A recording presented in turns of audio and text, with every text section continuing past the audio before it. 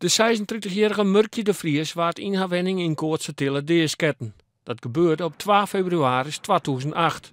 De man uit de Harkema joeg haar de schuld van zijn skiering en kwam verhaal heljen. Het slachtoffer M. de Vries, dat reeds in bed lag, is naar het dak van haar woning gevlucht uit angst voor de gewelddadige confrontatie met verdachten. De laatste momenten van haar leven zijn afschuwelijk geweest. In die woning heeft hij 2 maal van dichtbij op M. de Vries geschoten, terwijl zij zich in de dakgoot bevond waar zij naartoe was gevlucht. Even daarvoor hier de dierde bezocht zijn ex-vrouw maar haar nieuwe vriend om te brengen. Beide rekkers weer verwoenen. Nevens de man zelfs zou het gebruik van het antidepressivum paroxetine hem Safir brocht ha. Zaakkundigen die de orroene jaren onderzoek dien ha, zeggen dat het mogelijk van invloed west had, maar met zekerheid kennen ze dat net zeggen.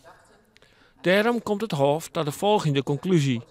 Alles afwegende is het Hof van oordeel dat niet aannemelijk is geworden dat het paroxetinegebruik van verdachten voorafgaand aan de delicten in een rechtens relevante mate heeft bijgedragen aan het feit dat verdachte deze heeft begaan, zodat bij de bepaling van de strafmaat met deze omstandigheid geen rekening zal worden gehouden.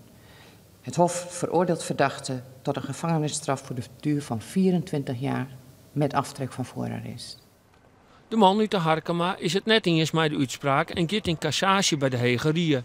De zaak zal derdien worden door de bekende strafpleiter Gerard Spong. De advocaat van de dierder is teleurgesteld en begreep net dat het gerechtshof geen rekening gehouden had met het medicijngebruik. Zeker niet gezien wat er maatschappelijk zich eigenlijk afspeelt, omdat dagelijks nieuwe incidenten met afschuwelijke gebeurtenissen zeg maar, de media halen. Ik ben nu ook weer betrokken bij een paar zaken waarin ook zeg maar, deze bijwerkingen aan de orde zijn. En ja, ik vind het jammer dat het niet in die zin van is meegenomen en is erkend.